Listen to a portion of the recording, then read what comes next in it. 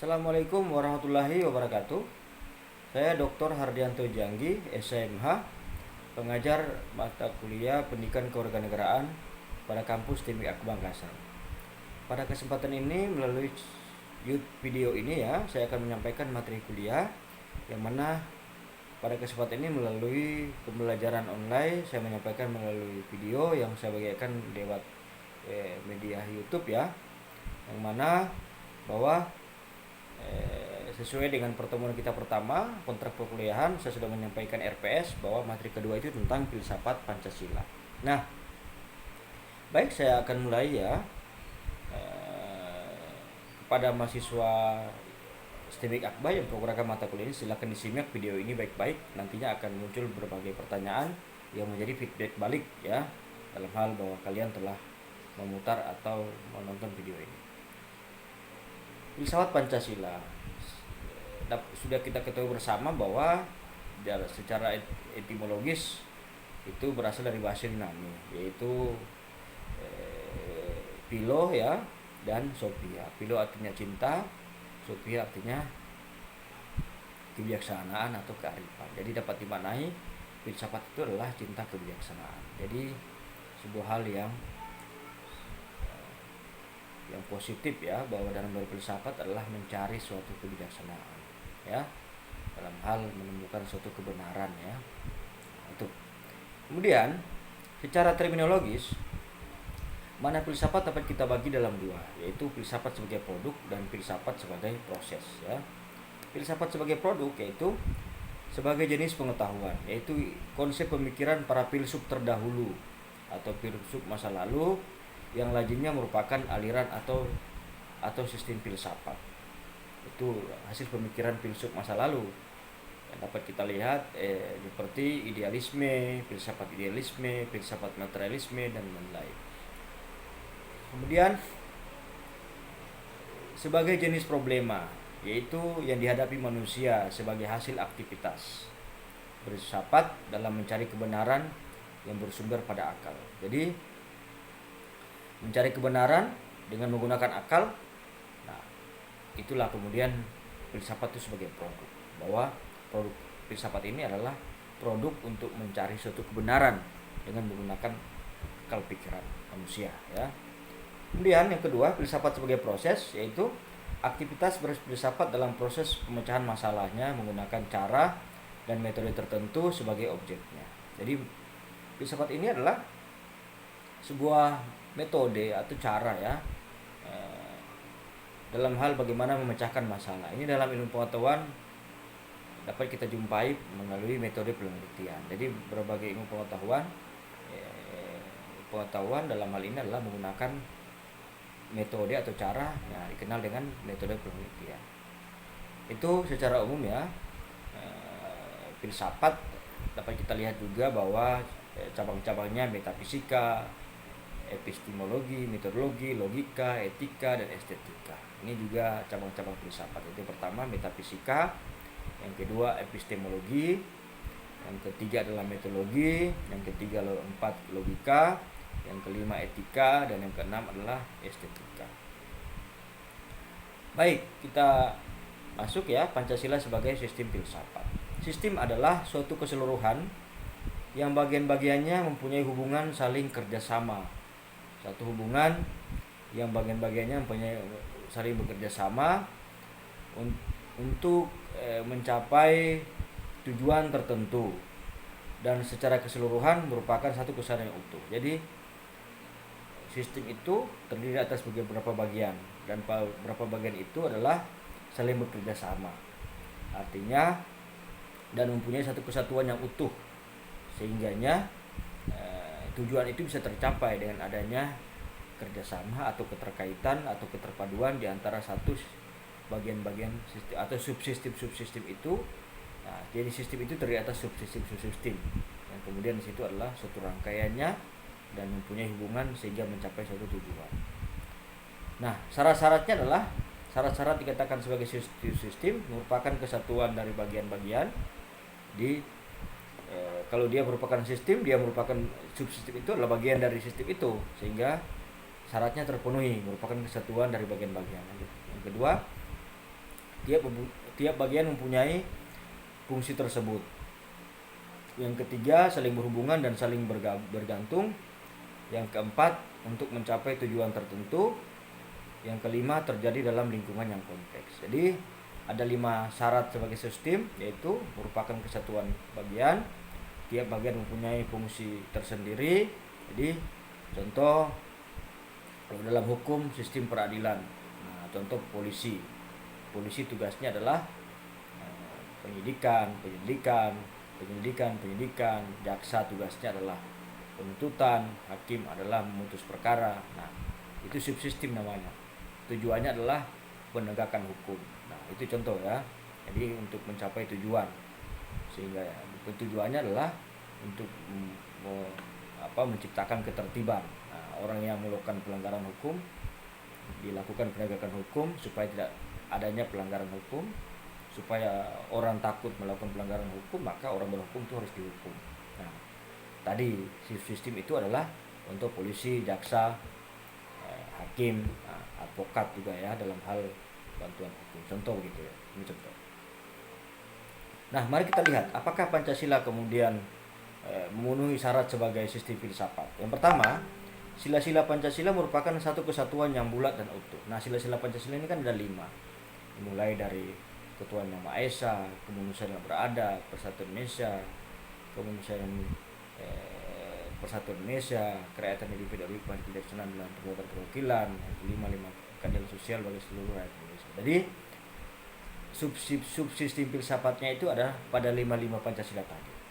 Jadi satu kesatuan yang utuh ya. Jadi namanya saja Pancasila. Jadi kalau hanya disebut 4 berarti bukan Pancasila dong namanya. Kenapa dia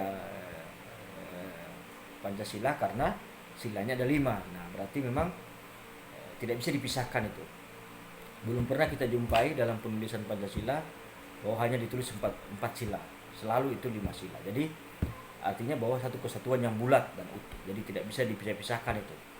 Yang kedua, sila Pancasila bereksistensi dalam peraturan bersusun secara hierarkis dan berbentuk piramidal. Jadi urutan 1, 2, 3, 4, 5 itu adalah suatu urutan yang eksistensinya atau itu merupakan eksistensinya adalah suatu penjabaran dari yang tertinggi sampai paling yang terbawah ya. Jadi sila pertama itu adalah yang tertinggi karena di situ menyangkut soal teologi, soal ketuhanan ya. Ketuhanan yang Maha Esa. Yang terakhir adalah keadilan sosial, maka itu adalah tersusun secara sistematis dan hierarkis. Yang ketiga, ada keterkaitan antara sila-sila Pancasila. Ya iya, antara sila pertama ketuhanan yang Maha Esa, kemanusiaan. Kan ini antara dalam ajaran agama, contoh dalam Islam contoh ya. Hubungan dengan Allah, hubungan dengan manusia. Nah, kan? Saya kira agama lain juga sama begitu menyampaikan. Nah, kemudian sila ketiga itu soal keberagaman. Sila keempat itu soal bagaimana musyawarah mufakat ya. Nah, ini ya, dalam memecahkan suatu masalah musyawarah mufakat. Yang kelima adalah keadilan sosial. Nah, itu jadi keterkaitan. Yang keempat adalah kerjasama antara sila-sila Pancasila untuk mencapai tujuan. Iya. Bagaimana soal hubungan dengan Tuhan, kan? Nah, kemudian hari ini tidak adanya suatu keadilan yang dirasakan oleh manusia. Pasti manusia berpikir, bagaimana kemudian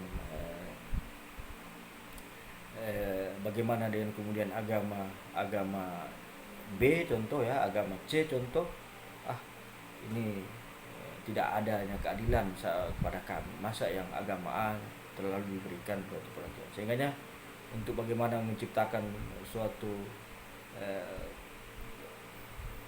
peribadatan ya, terjadi kecemburuan, sehingga kemudian apa makna dari sila pertama itu tentang ketuhanan yang Maha Esa, dia tidak adanya keadilan, maka akan terciptakan suatu akan menjadi susah dalam hal bagaimana menciptakan tujuan bersama. Karena tujuan bersama sebagaimana dalam Pancasila, di negara kita ini adalah ada pada alinea keempat Undang-Undang 45. Jadi bagaimana dalam hal mewujudkan ketujuan bersama? Ya, secara otomatis contoh dalam hal beragama ya. Agama ada pada sila pertama ya, ketuhanan Yang Maha Esa. Jadi bahwa konsep ketuhanan Yang Maha Esa ini kemudian bagaimana setiap semua agama umat beragama nyaman dalam hal melakukan peribadatan, maka harus kemudian adanya rasa keadilan yang ada di setiap umat beragama yang ada di Indonesia ini. Begitupun dalam kemanusiaan. Jadi adanya perlakuan kemanusiaan. Yang ketiga adalah, yang berikutnya adalah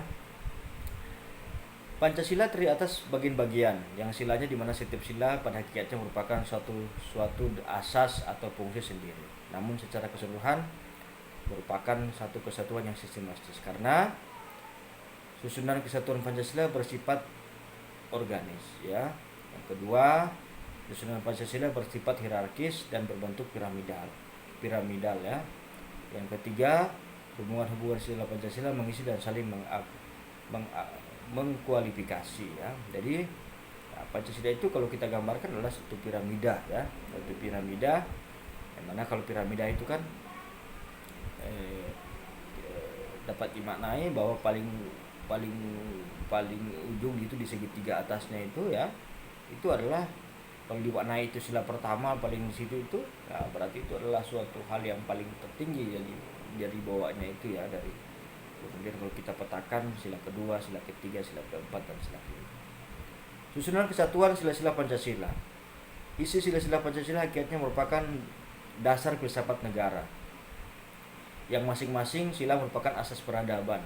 Namun sila Pancasila merupakan satu kesatuan yang keutuhan, sehingga Pancasila merupakan kesatuan yang majemuk tunggal. Jadi itu kesatuan yang jamak yang majemuk tunggal ya. Kemudian konsekuensinya setiap sila tidak dapat berdiri sendiri, terlepas dari sila lainnya dan di antara sila satu dan lainnya tidak saling bertentangan. Jadi memang terdapat korelasi yang utuh, artinya mempunyai keterkaitan antara sila pertama dan sila kedua.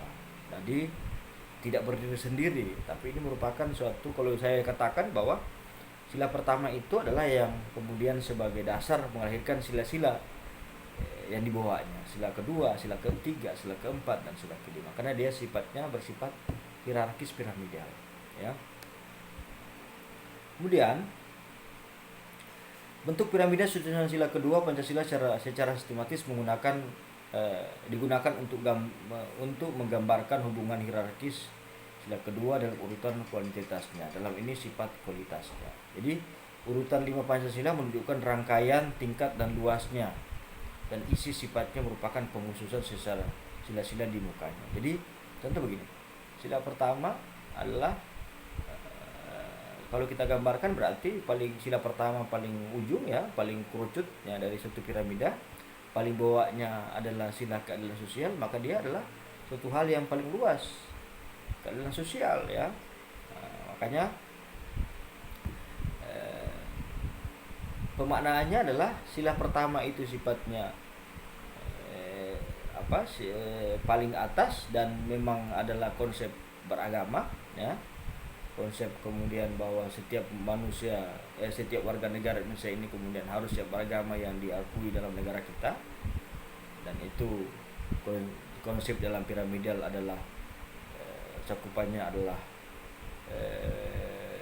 paling suprem, tapi kemudian rekumannya kecil dibanding dengan mana keadilan sosial, dia paling bawah tapi cakupannya adalah luas.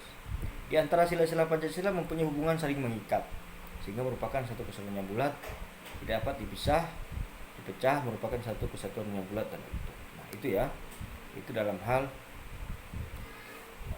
Kemudian kesatuan sila-sila Pancasila sebagai sistem filsafat. Sila-sila Pancasila hakikatnya bukan hanya merupakan kesatuan yang bersifat logis, namun meliputi kesatuan dasar ontologis, dasar epistemologis, dan dasar aksiologis. Susunan sila-sila Pancasila bersifat hierarkis dan bentuk piramidal, menggambarkan hubungan hierarkis sila-sila dalam urutan luas, yaitu menggambarkan hubungan hierarkis sila-sila dalam isi filsafatnya. Jadi Ini sudah ada kaitannya tadi bahwa sila Pancasila bersifat hierarkis dan berbentuk piramida. Sudah saya sampaikan tadi. Kemudian bagaimana melihat dasar ontologis Pancasila? Dasar ontologis Pancasila adalah yaitu manusia memiliki hakikat untuk monopluralis, ya. Oleh karena itu hakikat dasar itu disebut dasar ontologis. Jadi antropologis, ya. Jadi dasarnya adalah manusia ini adalah monopluralis. Kita adalah suatu manusia yang pribadi, namun kemudian plural karena hidup bersama-sama. Manusia adalah subjek pendukungnya pokok filsafat sila Pancasila. Pada kiatnya yang bertuhan yang Maha Esa, yang berkemanusiaan, ya, yang berpersatuan, yang berkerakyatan ialah Pancasila. Jadi Pancasila ini adalah subjek dari Pancasila, ya. Dari sila Pancasila, subjek pendukung dari sila Pancasila. Dari segi filsafat negara, Pancasila adalah dasar filsafat negara. Pendukung pokok negara, rakyat, dan unsur rakyat ialah manusia. Jadi tepat bahwa filsafat Pancasila nyatakan bahwa hakikat dasar antropologis sila-sila Pancasila adalah manusia. Jadi hakikat dasar antropologis sila-sila Pancasila adalah manusia. Jadi dasar ontologis Pancasila itu tadi bahwa hakikat dasar antropologis sila-sila Pancasila adalah manusia. Manusia sebagai pendukung pokok-pokok sila filsafat secara ontologis memiliki hal-hal mutlak, susunan kodrat, sifat kodrat, dan kedudukan kodrat. Oleh karena itu, kedudukan kodrat manusia sebagai makhluk Tuhan dan sebagai makhluk pribadi yang berdiri sendiri maka secara hierarkis sila ketuhanan yang Maha Esa mendasari dan menjiwai 4 sila lainnya. Jadi artinya bahwa sila ketuhanan yang Maha Esa ini adalah sebagai dasar dalam hal dan dijiwai oleh 4 sila berikutnya, karena sifat dari Pancasila itu tadi yang kemudian bahwa manusia sebagai pendukung pokok-pokok sila Pancasila secara ontologis, ya. Jadi oleh karena itu kedudukan manusia sebagai makhluk Tuhan dan sebagai makhluk pribadi, maka secara hierarkis sila ketuhanan yang Maha Esa mendasari dan menjiwai 4 sila lainnya. Kemudian hubungan kesesuaian antara negara dan landasan sila Pancasila, yaitu negara sebagai pendukung hubungan, sedangkan Tuhan, manusia, kemudian rakyat dan adil sebagai pokok pangkal hubungan. Jadi landasan sila Pancasila adalah Tuhan, manusia satu, rakyat sebagai sebab, adapun negara adalah sebagai akibat. Nah, jadi ini ya, ini landasan sila Pancasila adalah Tuhan, manusia, kemudian rakyat, dan adil adalah sebagai sebab. Adapun negara adalah sebagai akibat. Sebagai sistem filsafat, landasan sila-sila dalam menunjukkan suatu hakikat makna yang bertingkat dan ditinjau dalam keluasaannya memiliki bentuk piramid. Hal ini dapat dijelaskan bahwa sebenarnya ada hubungan sebab akibat antara negara umumnya dengan manusia. Karena negara adalah lembaga kemanusiaan yang diadakan oleh manusia, adapun Tuhan adalah asal dari segi sesuatu termasuk manusia, sehingga terdapat hubungan sebab dan akibat yang berlangsung antara negara dengan asal mula segala sesuatu. Rakyat adalah jumlah dari manusia pribadi, sehingga ada hubungan sebab akibat antara negara dengan rakyat dan seterusnya. Bahwa hal ini bahwa sebagai Pancasila sebagai sistem filsafat, landasan sila-sila dalam hal ini menunjukkan suatu hakikat manusia yang bertingkat. Nah, kemudian dasar epistemologis Pancasila. Pancasila sebagai sistem filsafat hakikatnya merupakan sistem pengetahuan. Pancasila dalam kehidupan sehari-hari merupakan pedoman dasar bagi bangsa Indonesia dalam memandang realitas alam semesta, manusia, masyarakat dan bangsa dan negara. Tentang makna hidup sebagai dasar dalam menyelesaikan masalah. Jadi Pancasila ini adalah sebagai sarana untuk memecahkan suatu masalah. Pancasila menjadi sistem cita-cita, keyakinan yang telah menyangkut praktek karena telah dijadikan pedoman cara hidup manusia sehingga berubah menjadi ideologi. Pancasila sebagai ideologi memiliki 3 unsur. Yang pertama adalah yang dengan pendukungnya, logos yaitu rasionalitas penalaran, pathos penghayatan, dan ethos yaitu sebagai kesusilaan. Jadi unsur pendukung Pancasila sebagai ideologi yaitu logos, rasionalitas atau penalaran, kemudian pathos penghayatan, kemudian 6 ethos kesesuaian. Kesusilaan ya, ethos adalah kesusilaan. Dasar epistemologi terdiri dari 3 persoalan, yaitu tentang sumber pengetahuan manusia, yang kedua tentang teori kebenaran pengetahuan manusia, yang ketiga tentang watak pengetahuan manusia. Sehingganya Pancasila sebagai objek pengetahuan hakikatnya meliputi masalah sumber pengetahuan dan susunan pengetahuan Pancasila. Nah, kemudian sebagai suatu sistem pengetahuan Pancasila memiliki susunan yang bersifat formalogis, yaitu baik dalam arti susunannya, sila-silanya maupun arti sila-silanya. Sehingganya dasar rasional logis Pancasila menyangkut isi-isi sila-silanya. Susunan isi sila Pancasila merupakan 3 hal: isi arti Pancasila yang umum universal, kemudian isi arti Pancasila yang umum kolektif, yang ketiga isi arti Pancasila yang bersifat khusus. Ya, nah, isi arti Pancasila yang bersifat universal yaitu hakikat-hakikat sila-sila Pancasila sebagai inti atau esensi Pancasila, sehingga menjadi pangkal tolak derivasi baik dalam pelaksanaan di bidang kenegaraan dan tata tertib hukum serta realisasi praktis dalam berbagai kehidupan yang konkret. Yang kedua, isi arti Pancasila yang umum kolektif sebagai pedoman kolektif negara dan bangsa Indonesia, terutama dalam tertib hukum di Indonesia. Yang ketiga, isi arti Pancasila yang bersifat khusus dan konkret yaitu dalam realisasi praktis dalam berbagai bidang kehidupan sehingga memiliki sifat khusus, konkret serta dinamis. Ini yang kemudian menjadi dasar rasional logis Pancasila ya. Ada 3 hal ya. Ada 3 hal menjadi dasar rasional logis Pancasila. Pancasila sebagai sistem etika. Etika adalah ilmu yang dibahas tentang bagaimana dan mengapa seseorang mengikuti suatu ajaran moral tertentu, atau bagaimana seseorang harus mengambil sikap yang bertanggung jawab terhadap atau berhadapan dengan berbagai ajaran moral. Ini yang disampaikan oleh Susaineo tentang etika ya. Jadi ilmu yang dibahas tentang bagaimana mengapa seorang mengikuti suatu ajaran moral atau bagaimana seorang harus mengambil sikap yang bertanggung jawab terhadap dengan berbagai ajaran moral. Nah, Pancasila sebagai suatu sistem filsafat pada hakikatnya merupakan suatu nilai yang menjadi sumber dari segala penjabaran norma, baik norma hukum, moral maupun norma kenegaraan lainnya. Jadi, saya ulangi, Pancasila sebagai suatu sistem filsafat pada hakikatnya merupakan suatu sistem nilai ya,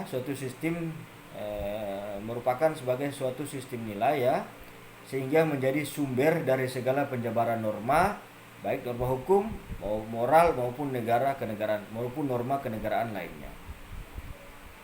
Nah, nilai ini adalah kemampuan yang dipercaya pada suatu benda untuk memuaskan manusia. Jadi nilai tentu berapa nilainya ini. Jadi suatu kemampuan yang dipercaya terhadap suatu benda untuk kepuasan manusia. Nilai hakikatnya adalah sifat kualitas yang melekat pada suatu objek dan merupakan kenyataan yang tersembunyi di balik kenyataan-kenyataan lainnya. Jadi nilainya tak terhingga, contoh kayak begitu ya. Jadi dia ada dalam hal sifat kualitas sebagai suatu objek yang kadang tersembunyi. Nah, bisa kita katakan biasa kita katakan, oh nilainya barang ini nilainya tidak terhingga. Norma, norma adalah aturan yang menjadi ukuran standar tingkah laku manusia dalam kehidupan antara sama manusia dan lingkungan maupun Tuhannya. Jadi ada norma ini standar, contoh norma hukum. Nah, norma hukum berarti kalau di hukum Indonesia ya norma kehidupan standar di Indonesia ini seperti ini, bahwa contoh tidak boleh mencuri, tidak boleh membunuh. Nah, karena itu telah diatur dalam hukum kita di Indonesia atau perundang-undangan kita di Indonesia. Norma agama, nah ini tidak sama, tidak sama dalam hal penjabarannya, karena tapi sama dalam hal menyembah Tuhan ya, sama-sama dalam hal menyembah Tuhan. Karena yang perbedaannya adalah tata cara melaksanakan ibadah, tata cara melaksanakan ibadah. Nah, kemudian dalam hal yang lain-lain, contoh dalam hal contoh makanan juga ya tidak sama, ada yang memperbolehkan, ada yang tidak memperbolehkan ya. Contoh juga dalam berpakaian, contoh dalam Islam yang perempuan memakai jilbab, di agama lain kemudian